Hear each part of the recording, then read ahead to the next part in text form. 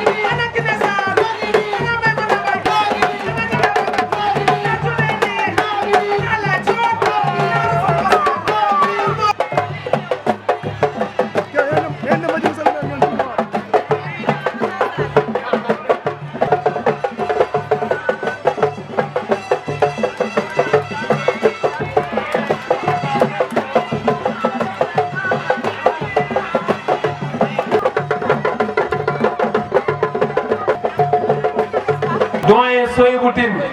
moom moo fi nekkal taxawu Sénégal muy waaju am solo ci coalition bi ku am taxawaay vraiment dinañ ko jox kàddu moom tamit ñaari minute ba ñett rek bu ko defee moom it mu bokk ci ñi dalal ay ganam.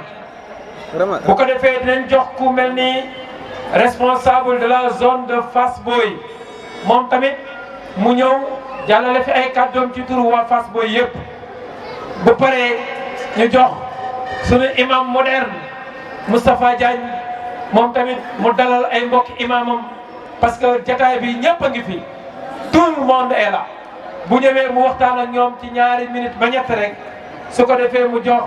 sunu doyen sunu docteur l'infatigable Modou Mar mu ñëw présenté ñu benn programme boo xamante ni dañoo tëju ay weer càmbar ko ba gis ne lii suñ ko tagalee waa Daaru Xudoos dinañ ni waaw loolu nag tey incha allah moom mooy ñëw présenté ñu ko ñu xam ni gars yi tëdd ñu woon di caaxaan ñi doon laajte waa Yewwi Askan Wi lu ñuy tëdd kenn déggu leen média bi tout le temps ñuy laaj ana waa Yewwi Askan Wi Modou Mar bu ñëwee dinañ leen waa Yewwi Askan Wi léegi leen dencoon kon Modou bu ko defee yow yaayu tëj parenthèse boobu bu ko defee incha allah ñu dugalaat suñu mbokk yi nga xamante ni mun ñoo ñàkk ci jataay bi ñoo fekk seen galañ yu neex yu wóor bu ko defee ñu am nañu wax ak mbooloo yi waaye bala ñuy continuer ci programme bi am nañ fi délégation waa Mboro ànd ko monsieur le maire Cheikh Tidiane Cissé vraiment muy koo xamante ni ko am taxawaay la bari nañu taxaw ci jataay bii tey di wax moo leen formé benn ci man bu ko defee sans plus tarder dañuy woo Adama mi ngi jógee Kol Gaynde représenté fi waa littoral bi ana Adama neexul leenam Adama neexul leenam ana ñi ma bëgg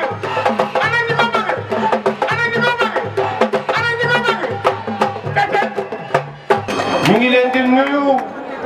waa littoral bi ñu ngi leen di nuyu xam naa kàddu yi ñu fi yàkkati du bari dama ko waroon wax ci pulaar sax ndax mu gën a leer ndax dégguma wolof mais benn minute rek lay wax damay répéter benn phrase boo xamante ne le capitaine waxoon na ko Tivaouane te mu valable si ñun ñëpp dafa waxoon l'heure est grave mais la gravité de l'heure ne serait empêchée par la personnalité d'un musulman mais l'heure est grave dama koy répéter mais la gravité de l'heure ne serait empêchée par la personnalité d'un citoyen convaincu. yéen waa commune Darou Khoudoss yéen waa Yewwi Askan Wi vous êtes des citoyens convaincus raison pour laquelle du ngeen nangu kenn di jënd seen conscience parce que seen conscience mooy seen porte bi nga xamante ne foofu ngeen war a jaar pour Yewwi Askan Wi gis naa ñoo xamante ne ñu ngi dugg ci village yi di jënd conscience nit ñi te j'en ai sûr et certain yéen waa Yewwi Askan Wi yéen ñi fi teew ak ñi teewul te bokk ci Yewwi Askan Wi du ngeen nangu kenn di leen jënd si 10 000 francs wala 6 000 francs su ko defee kon na ñëpp mobiliser wu dem jëli seen carte électeur parce que lii grave heure bi fi ñu toll gis nañ loo xamante ne tiital na ñëpp te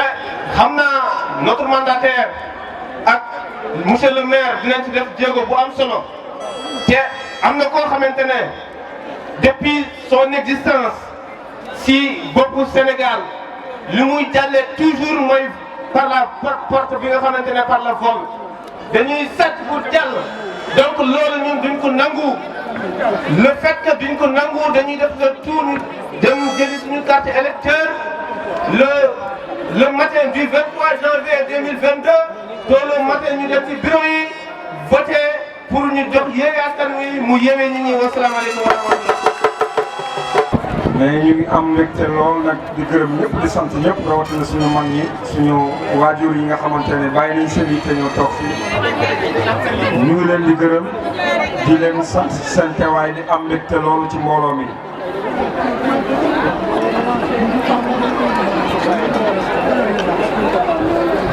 di gërëm monsieur le maire ak délégation bi mu àndal di gërëm waa zone de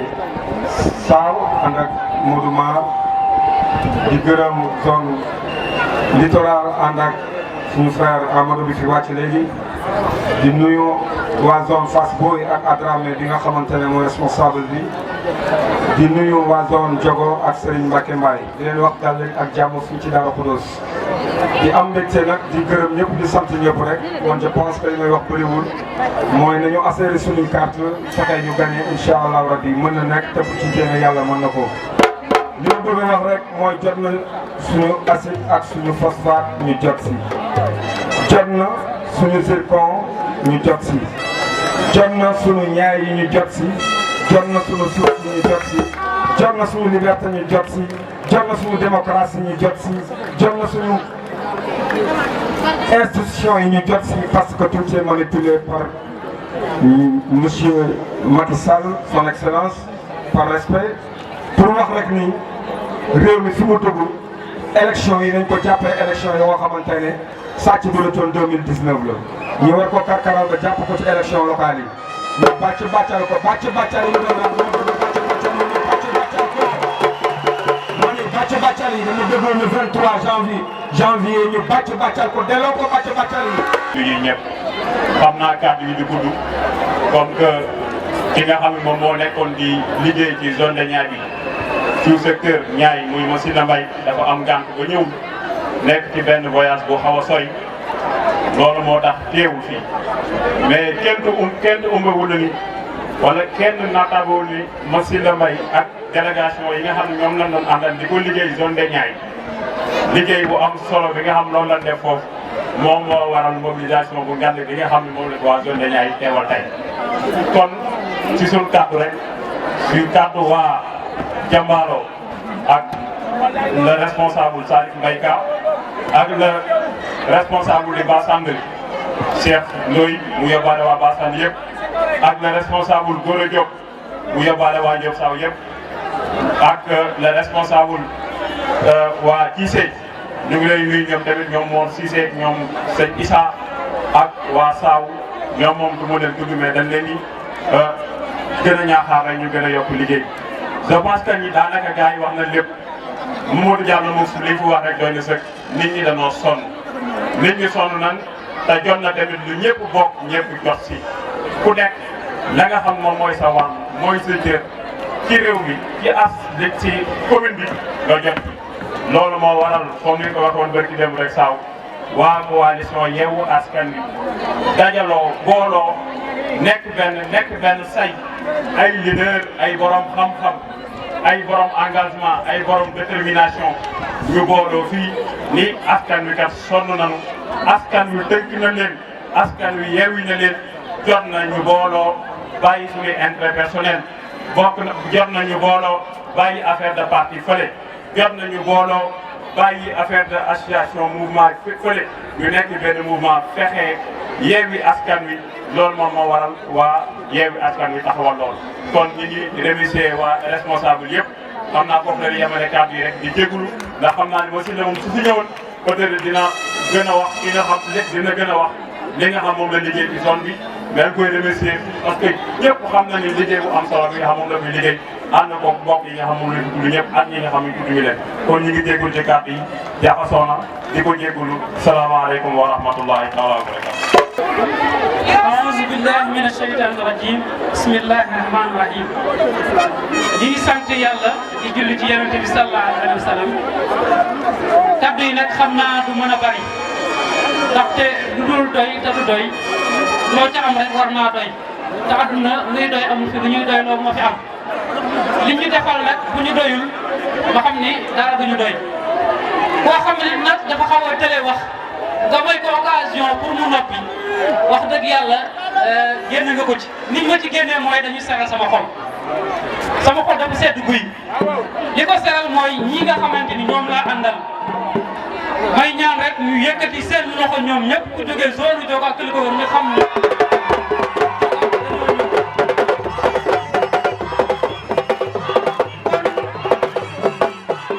jaageen jëf kon ñii nga xam dañoo ñëw ak ñi bëgg a ñëw te ñëwuñu lenn rek lañ ñu deseel ndaxte bu dee génne seen alal joxe yàgg nañu joxe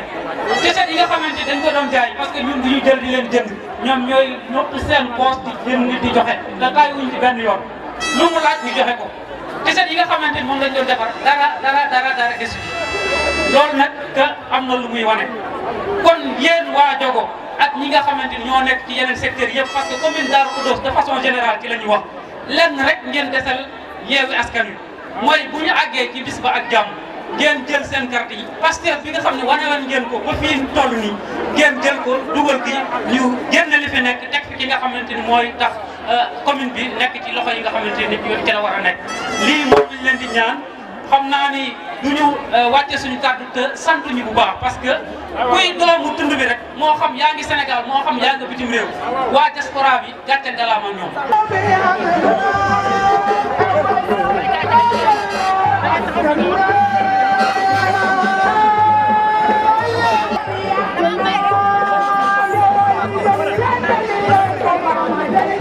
ñetti tënk rek lañ koy def parce que mbooloo bi ñu bari wax nañ li ñu war a wax fii lii fi am tey jii damay am ay seede rek yu ma lay indil daaru fii laa def ci koñ bii ay atti at mais mobilisation bii ma gis fii tey musu fee am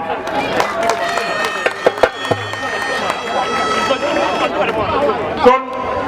loolu wane na ni engagement am na ci Yewwi Askan Wi bu Darou Khoudoss bi ci topp mooy Yewwi Askan Wi dama foog ni ñun waa Taxawu Sénégal nga xam ni Khalifa Ababacar Sall moo ko jiite ñun lañ ko defal parce que ku ne xam na histoire Khalifa Sall ak nguuru Sénégal kon tey du ko Ousmane Sonko woowee sëñ Moustapha Sy woo ko Aïda Mbodj woo ko pour ñu ànd loolu ñun ñoo ciy gën a bëgg. bi ci topp mooy monsieur le maire Cheikh Gningue lii nga gis fii tey sas la comme li ñuy wax rek di leen seedeel nag ni leen liggéey bii ñu liggéey fii ñu am ngor ñu am jom lañ ko seqal parce que Cheikh Gningue bi xëyu xëy rek ni dafay nekk weeru Daaru dañ ko toog waxtaane ko tëju ay weer ñu koy waxtaane ba trouver consensus kon lii ñu ko jiital nii ñun ñoo ci d'accord leen xamal nag ni leen liggéey bi ñu liggéey programme bi dinañ ko séddale liggéey la boo xam ne bàyyiwuñu dara xalaat nañu couche yëpp di leen ñaanal le 23 janvier incha allah ngeen voté Yewwi Askan Wi. xam naa ne fi ma doon wax yëpp suñu bokkee wax nañu Fass nag zone Fass dafa nekk zone bu spéciale ci commune Darou Khoudoss parce que dafa am ñaar yoo xam ni daf ko am doole muy mbay mi ñu bokk ñun zone ñaar zone Diogo ak zone Darou Khoudoss waaye amaat beneen spécialisé bu ñu tuddee napp gi te yëg nañu ni Darou Khoudoss zone Sénégal yëpp kenn lekkatul coof lu tax jaay nañu géej gi suñu mool yi bu ñu duggee Mauritanie jàpp jën ñu jàpp seen gaal alamaan leen tëj leen xale yi léegi ñëpp ñu def clandestin lu tax parce que dañu am problème si wàllu géej te am na dossier yoo xam ne nga nekk maire bind ko fëkk ko si taabal bi mu yéeg fu mu war a yéeg yaakaar ñu si kenn ku dul suñu maire Cheikh Gningue waaye Cheikh dañu bëgg napp gi doole bi mu am si secteur bi zone Darou Khoudoss gis seen bopp buñ ko dooleeloon rek tey mën nañu wax ni mën nañu yor zone commune Darou mbay mi am na usine bi am na zircon am na kon fii zone Darou ku sa ceeb neexul si yow la. Sénégal dafa jaadu ñu jël dëkk bi teg ko ci loxoy waa Yewwi Askan Wi gis nga élection locale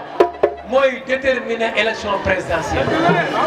buñ bëggee Macky Sall bu xalaat ay waxi mandat yu kenn xamul nañ ko dóoraat ko ba bu ko defee xelam di nekk sax ci présenté wu waat ñu woo Adja Fatou Gueye. ana ñi ka bëgg ñoo ngi nii ana ñi ka bëgg ñoo ngi nii ay géwal ngeen ñoo ngi nii man géwal laa tegal leen nii tegal leen ma nii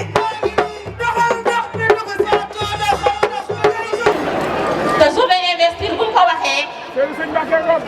candidat la ñu wax di suñu candidat Cheikh Gningue mii ci suñu gannaaw di candidat wu Yewwi Askan Wi waaye génnee ci parti PUR ñu ànd ko nag ak suñu ay jigéen ndax boo xoolee li ci suñu kanam ak li ci suñu gannaaw lépp mën nañu wax ne ay femmes lañu yoo xamante ne comme niñ ko waxee femmes yu engagé lañ di femmes yoo xamante ni si xamuñu lu dul ñàkk tedde boo gisee oto si li suñu ginnaaw waa Fass Boye ngi fi waa Ñaaya ngi fi waa Darou Khoudoss ngi fi waa Diogo ngi fi ñu ànd nag ci liggéey bi ànd ko ak suñu comité bi nga xamante ni ñoo nekk ci suñu ginnaaw waaye li ñuy wax rek mooy dañuy wax ni askanu Darou Khoudoss sonn nañu askanu Darou Khoudoss tële nañu guy gii nga xamante ni moo nekk ci suñu kanam tey képp koo xamante ne dugg si nga Darou xam nga ni tey lëndëm nga fi fekk mais lii la ñuy bañ a gis mobilisation bi la ñuy bañ a gis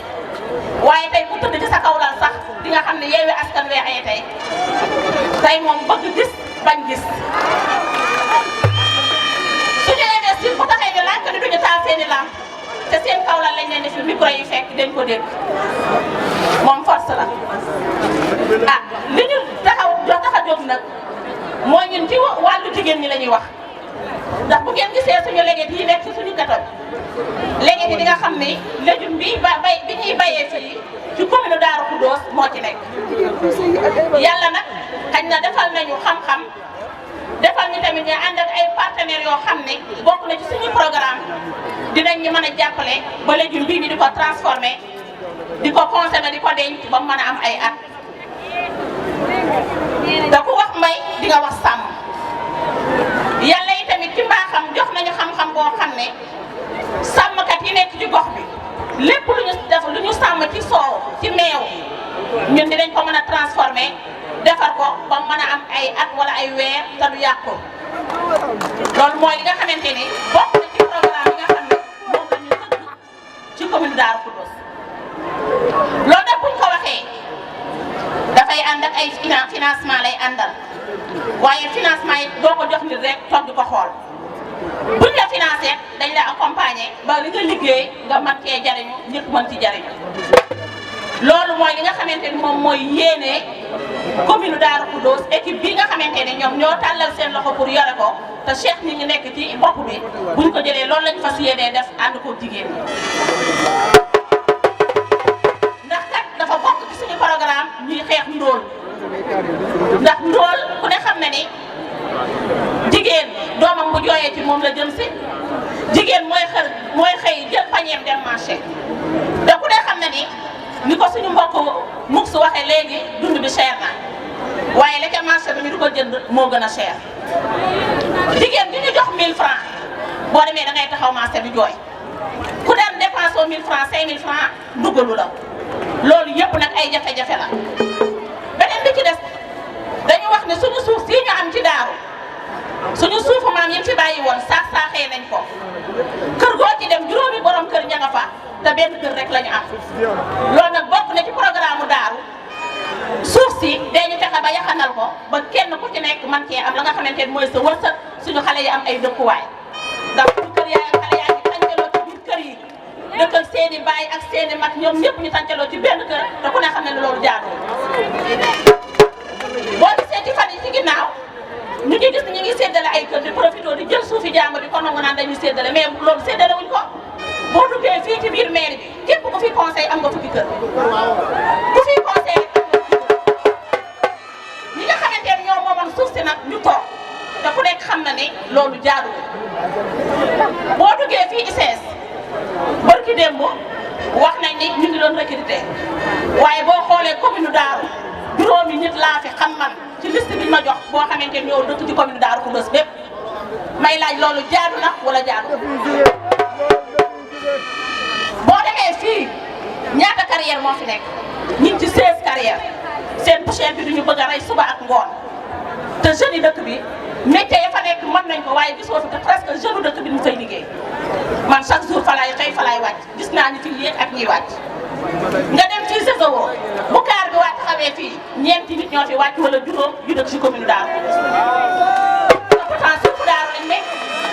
kon bu ko defee loolu yëpp dañoo fas yéenee taxaw équipe bi fi nekk xeex ko ba loolu jóge fi.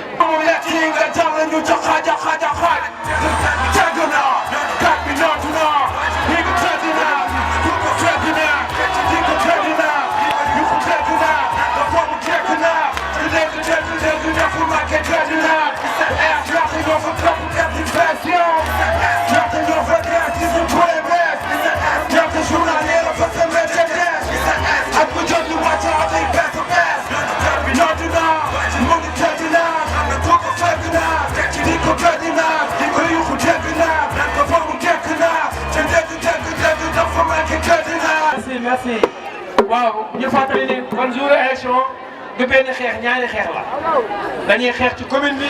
xeex ci département bi kii mooy le candidat idéal kii mooy le vrai changement moom moo war a changer li ci département bi monsieur Gorgui Dieng kàddu gaa ngi say loxo. Merci beaucoup.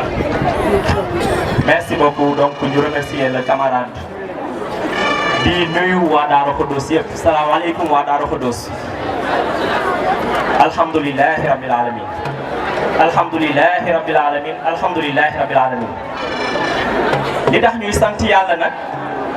dafa war à chaque instant rawatina jamono ji ñu toll. Ngeen baal ma rek. Certes, porté wu ma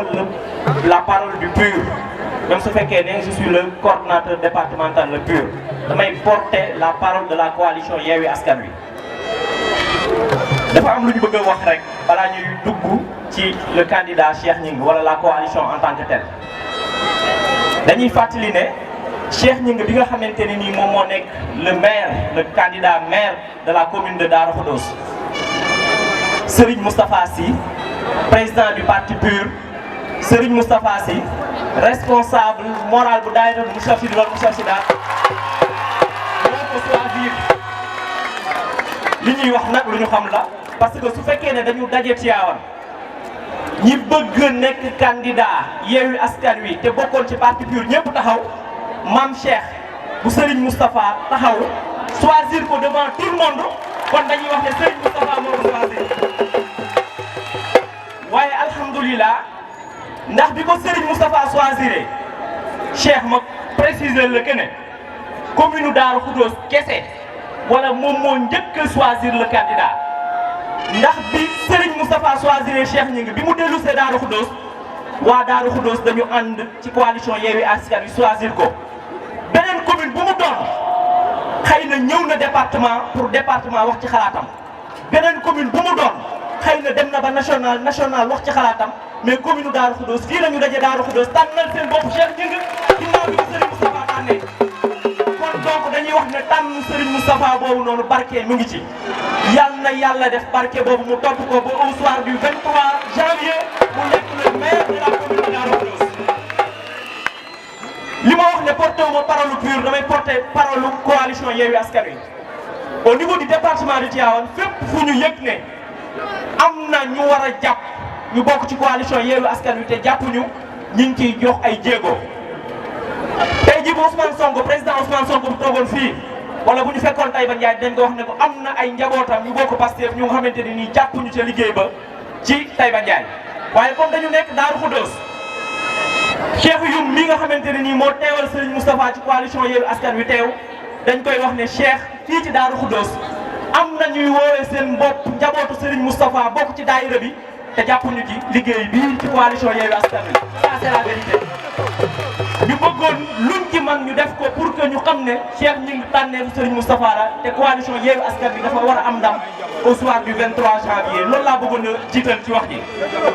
tey duñ guddal ñun dañuy wax ne Macky Sall le président Macky Sall moom ak ay maire am parce que maire yi fi nekk ci collectivité territoriale te di woowee APR man dama leen a jàppee ay maire yi Macky Sall moom ak ay président conseil départemental wala ay élèves de manière générale. moom ak ay ministre am moom ak ay DAGE am moom ak ay SAGE am man damay wax ne ñoom ñoo bokk àtte Macky Sall dañ ko dégg bu yàggul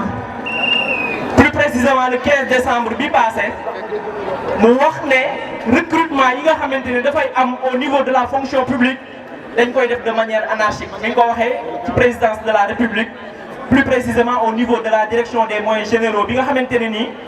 dañ leen doon def cérémonie de remise ISO 9001-2015 jour cérémonie boobu la Macky Sall yëkkati kàddu yu mel nii wax ko ñu koy fàttali ne bu ko fàttee moom la ñu faloon moom moo nommé woon ay ministre am moom moo nommé woon ay directeur am su demee moom ba taxaw wax ne lii xew foofu noonu kenn mënu ko comprendre kon moom la ñu mënut a comprendre ma wax ne ñi nga xamante ne ñoom ñoo ko teewal ci collectivité locale yi dañu yem ak moom. Macky Sall bi mu waxee loolu ba pare dafa dem le 23 bi passé mu jël ko nga xamante ne nii ñun ñëpp xam nañ ko ndax dafa am rapport OFNAC bu nga xamante ne daf ko épinglé woon mu jël ko le 23 bi ci décret présidentiel mu nommé ko PCA bu FERA fonds d'entretien routier automobile ki ko nga xamante ne nii rapport OFNAC daf ko épinglé. kon donc dañuy wax ne Macky Sall ak ñi nga xamante ni ñoo ko teewal ci collectivité yi ñoom ñoo yem àtte rek man damay laaj tey du ma guddal ginnaaw bi ñu leen ñaanee ngeen yeewi askan wi ginnaaw bi ñu leen ñaanee ngeen yeewi seen bopp parce que am na ko wax léegi nii mënuñu fi wax lu ëpp ñi ñu jiitu lu ñu wax parce que dañu matale à l'image de Ousmane Ciss ñu ngi koy nuyu de passage dañu matale parce que discours bi nga xamante ne nii moom la ñu waroon a wax dañu ñëw dégg ñu ko waxal kon donc du ñu dugg ci loolu parce que mat na ba pare mais dañ leen di ñaan rek. Au soir du 23 janvier que la coalition Yewwi Askan Wi triomphe te loolu pour mu mën a am tout un chacun fii daf ciy jàpp ñi mën a nekk ay porteurs de voix ñu nekk ko ñi nga xamante ne nii dañu toll ci ñaan ñu ñaan mais ñëpp dem voté ji le jour J voté la coalition Yewwi Askan Wi au niveau de la commune mais voté ko aussi au niveau du département parce que ñaari vote la dañuy wax rek ne li nga xamante ne nii moom moo am Darou Khoudoss ñun ñëpp xam nañ ko Darou Khoudoss ñi ma jiitu wax nañ ko commune la bu nga xamante ne nii lépp lu nga xamante ne nii commune war na koo am pour développer am na fi pêche am na fi agriculture am na fi élevage am na fi ay industrie extractive am nañ fi dañuy wax ne Darou Khoudoss sax war na mën a dem ba àgg ci nekk grenier bu département bu Tivaouane et c'est bien possible il suffit rek ngeen am élu yi ngeen xam ne nii moom ngeen war a am pour que mbir mi dox donc ñu leen di remercier bu baax a baax di ñaan yàlla encore une fois au soir du 23 janvier que notre camarade Cheikh Gning soit le maire de la commune de Darou Khoudoss salaamaaleykum wa rahmatulah. donc responsable Cheikh Ahmed Tidiane Youm bu ko defee moom mu jël kàddu su paree ku mu jox mu wax bu boobaa nag ñun amatuñ droit naan diw yaay wax la diw yaay wax parce que moo di suñu responsable. waaw tey moom boo xasee ba teew ñun sëñ Moussa Fall lañ jàkkaarloo. di jéggalu ci guddee ñëw bi di jéggalu aussi ci tenue bi. waaw parce que jour fête la lu tollu investiture candidat bi nga xamante ne nii ci moom la ñu am yaakaar ci juróomi at yi di ñëw buñ koy investir loolu fête la fête nag bu ñuy dem ci fête dafa am nu ñu war a mel waaye dañuy jéggalu depuis ce matin ñu ngi woon ci terrain bi ak candidat Sidi Aboubacar Niang mooy candidat bu commune bu Tivaouane xam naa ne nag suñu teewaay fii dañu fee teewal la conférence des leaders ndax ñoom waxoon nañ leen investiture bi parce que solo bi nga xamante ne nii investiture Cheikh Gningue am na ko moo taxoon ñu insister wax leen ko waaye it jamono bi ñu toll dañu xaw a ñàkk jot. ba tey ci suba sax maa ngi nekk di ci waxtaan ak honorable député Aïda Mbodj fekk mu jógee démb Kaolack xaw a sonn mu ne woon mën na am mu ñëw waaye par la suite yàlla def mu xaw a sonn tuuti moo tax jotul ñëw waaye dañu may baal waa coalition bi ma wax tuuti ci Cheikh Gningue moom suñu fierté la waa PUR te nekkul loo xam ne ni dañ koy wax pour faire plaisir waa Darou Khoudoss déedéet dafa nekk lu am suñu congrès bi nga xam ne ni moom lañ doon def au niveau du PUR au mois d'août au 31 août 2019 bi mu jëlee kaddu li mu jëkk wax mooy dëggal boppam nee na moom murid sadiq gis nga nit lu mu nekk daf koy wane daf koy assumer daf koy gëm nekk murid taxul mu dugg PUR parce que dafa am ay valeurs yoo xamante ni nii moom la gis ci waa PUR moo tax mu dugg PUR donc moom suñu fierté la ñu ñëw ci investiture am loolu dañ ci kontaan lu ñu sonn dañuy ñëw teew mais nag nañu jéggal ci tenue bi comme li ma wax sànq ñu ngi jëm nag ci étape boo xamante ni nii dafa am solo lool ci suñu dundin ci juróomi at yi di ñëw gis nga suñu passé le 23 janvier ñun ñoo xam waa Darou Khoudoss ak commune yi nga xam ne nii dëkk yi nga xam ne nii ñoo ko seq soo leen defulee choix bi nga xam ne nii moo gën ci yéen daa ngeen sonn ci juróomi at yi di ñëw choix bi gën ci yéen ci lu ñu gis ak li ñu xam weesul Cheikh Gningue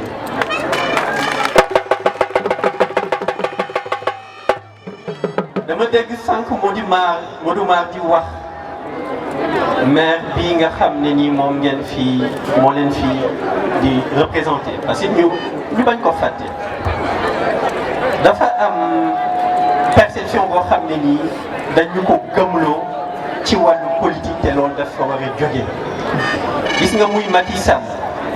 muy seen ministre ñooñu ñun lañ fi nekkal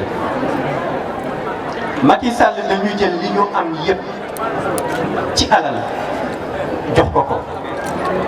jël lépp loo xam ne nii kaaraange la jox ko jël médecin yi nga xam ne nii ñoo gën a xereñ ci dëkk bi jox ko ko jël ñi nga xam ne nii ci togg ñoo dàq togg ci dëkk bi jox ko ko maanaam lépp loo xamante ni lu baax la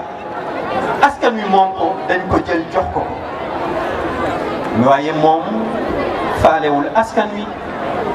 joxul cër askan wi nawloowul askan wi ñoom ñun lañ fi nekkal duñ ñu fi nekkal nag ba pare duñ ñu jox cër duñ ñu fi nekkal ba pare nawloowul ñu nit ñu nangu loolu te loolu ni mu valable ci Macky Sall noonu la valable au niveau local seen maire bii ngeen fi am lépp loo xam ne ni nekk na alal ci yéen da ngeen ko dénk seeni suuf yi ngeen xam ne ni yéen ñëpp yéen a ko bokk ngeen na ko suuf si day yow la ñu wax nga surveiller ñu ko maanaam lépp loo xam ne nii lu baax la te ngeen moom ko bokk ko ngeen dénk ko waaye ki nga xamante ne nii fa mu nekk ci ni ma déggee Modou Mar wax toilette ba sax bu ñu ko defal kooku gëmuma ni am na sax fitu ñëw di leen laajal beneen mandat wu 5 ans. yéen nag yéen a war a xam ni étape bi ñu toll moo nekk étape bi gën a am solo ci seen dund ci juróomi at yi di ñëw. boo leen bàyyiwulee xel ci loolu ba falaat ko di ngeen continuer waat di sonn fii ak juróomi at li ngeen sonn ci at yi weesu doy na. Il faut nécessairement que vous preniez vos responsabilités. Yewwi Askan Wi effectivement ni ñu ko waxee dañu ne dafa Yewwi Askan Wi mais askan wi ci boppam moo mën a yeewi boppam.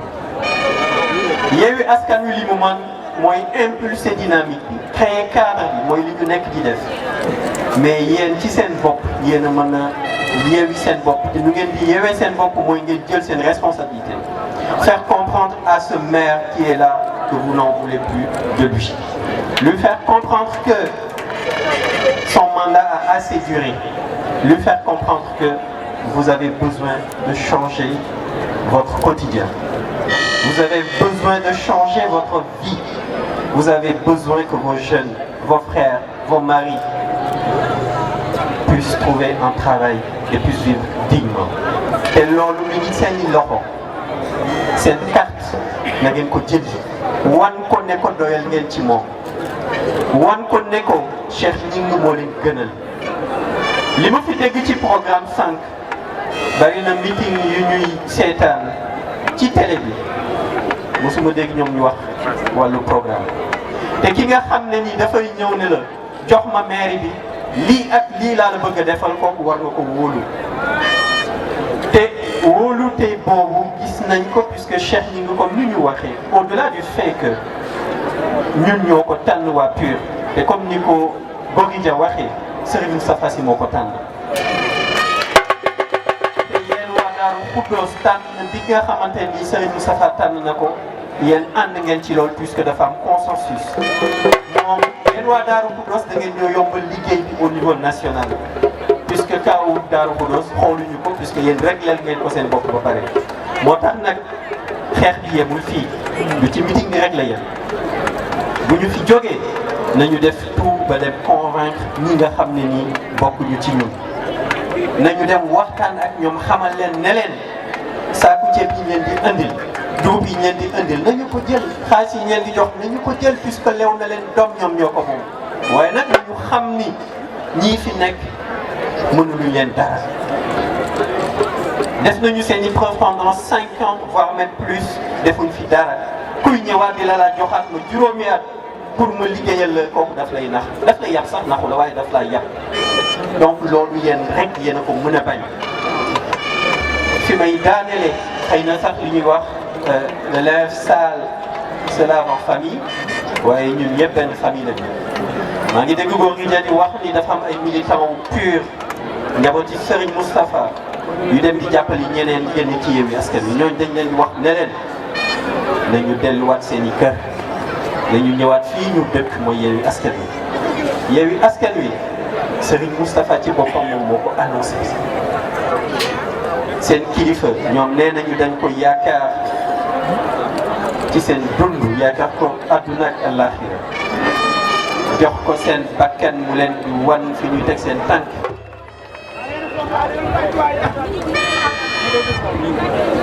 asalaamaaleykum mbokki commune bu Darou Khoudoss. micro bi. ñu ngi leen di nuyu yéen ñëpp. ñu ngi la wuyu.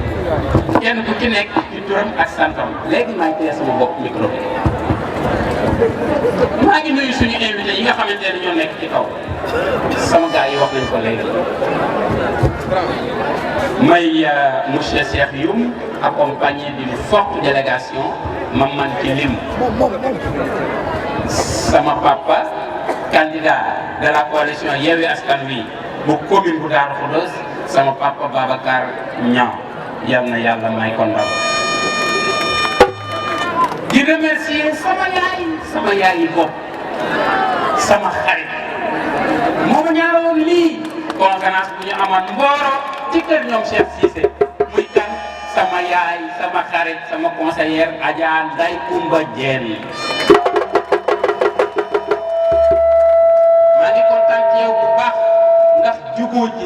toujours soo ma woowee di ma jox conseil yoo xamante ni mën na ma jëriñ yaay yal na la fi yàlla yàggal wéral cër yi te may ñu ndam ba ñu xam li nga muy jëriñ. maa ngi nuyu mboolem délégation bi nga xamante ne moo composé délégation départementale voire nationale bi nga xamante ne ñoo ñëw demal si tey suñu rencontre bi nga xamante ne gars yi dañu naan dañuy am xel yaar mais man leer na ma ni gagné nañu.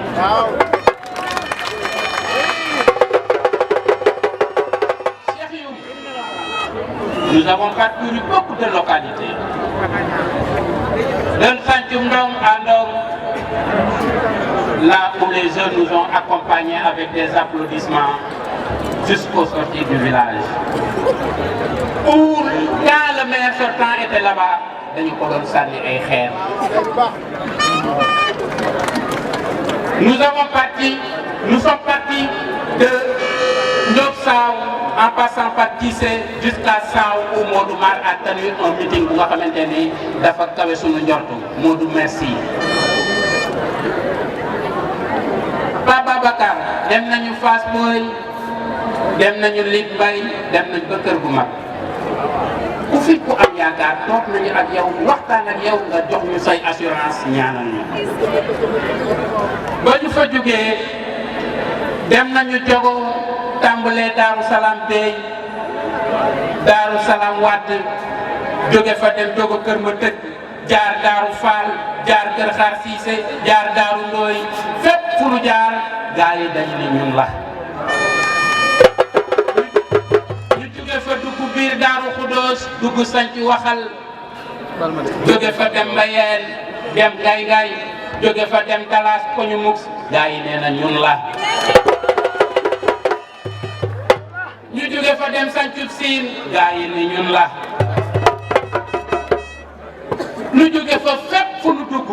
gaa yi ni yéen kat dem leen toog deenu leen ñam. kon may dalal seen xel bu baax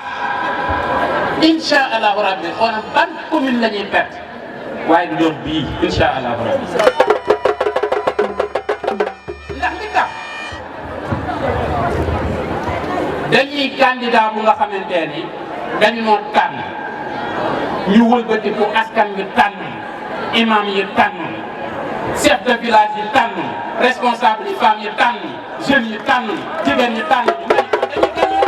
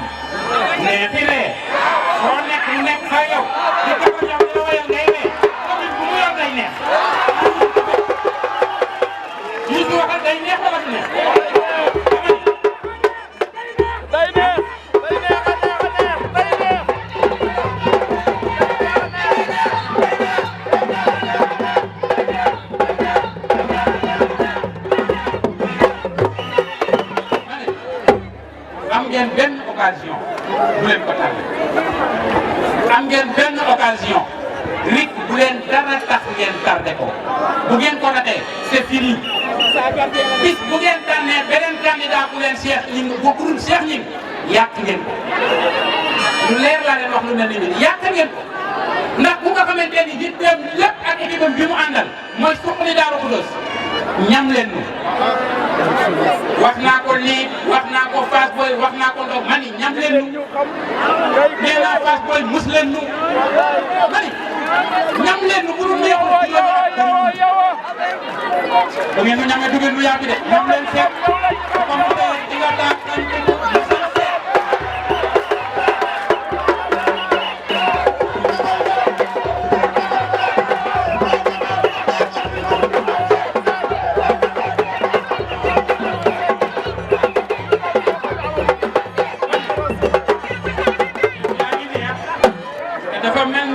jongati muksu ak mbokku rappeuram bu soobee yàlla nag programme bii nga xamante ni moom la ñu teg sur la table fas ko yéene exécuté waxtaan ci ay mag waxtaan ci ay professeur waxtaan ci ay intellectuel ak i imam ba ñu ni fii la ñu fas fa yéene teg suñu tànk bu leen dara jaral bu leen di ko raté commune bi nag daa changé ndax dañoo am ñeenti centre de vote yu bees yu nga xamante ni bi ma ko gisee xaw naa amul jaaxle waaye sama gaynde yii nga xamante ni ñoom laa bokkal équipe bi nee nañ ma na sa xel dal monsieur le maire on va régler le problème. Kër Mor Fall day centre de vote bu bees ku fa dëkk ak dëkk yamu polarisé ñëwal Daaru Xudoos jëli sa carte ndax li may bañ mooy ngeen dem ba ci jouru élection ya. ngeen dem te bureau yi ngeen daan voté defe ni di ngeen ko fekk seen carte ñu dem mënu leen fee voté te bu boobaa da ngeen koy raté ndax jour boobu kenn du distribué ay carte électorale maa ngi ñaax responsable yi nag dëkk yii muy ñeenti centre de vote muy Kër Mor Fall muy Tanim muy Santhiou Sine muy Toxmat na responsable yi takk seen digg def seen kéemtalaay kattan ba militant bu nu fa am nu fexe mu jëli kattan. gaa yi njuuj njaaj yi bari na de njuuj njaaj yi gaa yi def bari na dafa fekk nag ku la gën a yeewu mënoo koo njuuj njaaj ba mu jàll kon Ousmane Ciss Oustaz Dame Ndiaye dem leen jëli carte yi su ngeen jëlee carte yi su gaa yi defee ni li ñu xam yéen xamu leen gaa yi dañuy nax seen bopp lii di Kër Mor Fall village yii ko polarisé ku doon voté Kër Mor Fall ku doon voté Daaru Xudoos dañoo def ci kayit bi ni bureau centre de vote Kër Mor Fall waa Kër Mor Fall ñoo fay voté waa Dakar Laay ñoo fay voté ak lenn ci Daaru Xudoos bureau Tanim ñu ni Tanim ñoo fay voté Serif Samb Ngaay Jaañ ak lenn ci Daaru Xudoos ñu ni Santhiou Sine ñoo fay voté ak Magga Thioune ak Magga Gueye ak Magga Bey ak Kër Sele Mbay ak Daaru Salaam Diouf ak Kër Ale Gaye ñu ni ñoom ñooy voté Santhiou Sine donc su loolu amee moo leen ku dëkk ci dëkk yooyu ñëwal ci commission bi nga vérifier ndax sa carte ma nga fa wala déet ndax gars yi dañoo xarañ te dañoo bëgg a nax te dañoo xamul ni ñoo leen gën a muus fuuf kon responsable yi nekk ci dëkk yooyu bul tay yi mukk naa man amal naa sama carte ya ngeen am dañ koo éliminer génne leen yeneen yu bees kon bu ngeen jëlee carte yi ngeen am ñëw Daaru Xudoos defe ne da ngeen di voté wala Dakar Laay wala fu man defe ne da ngeen di voté déedéet éliminer yu ñu njëkk yi génne leen yeneen yu bees soo taxawee nag bëgg a fal Cheikh Gningue tax ci sa bopp nga jàpp ne yaa ngi carte bu baax wa man ngaa xaar ba jour ba nga trompé wu kon sama gaynde na ngeen fexe ba problème boobu bu mu dal erreur boobu bu mu dal gaa yee ko def pour naxeel ko te fekk ñu leen gën a muus kon maa ngi sant délégation yu jóge Mboro maa ngi sant ñi jóge Noto maa ngi sant ñu jóge Taïba Ndiaye noonu la toll ak Tivaouane ñëpp maa ngi leen di sant bu baax a baax di leen gërëm mënumaa jeexal nag te gërëmuma nag sama waa kër nag aawa buuru gërëm ndaw ko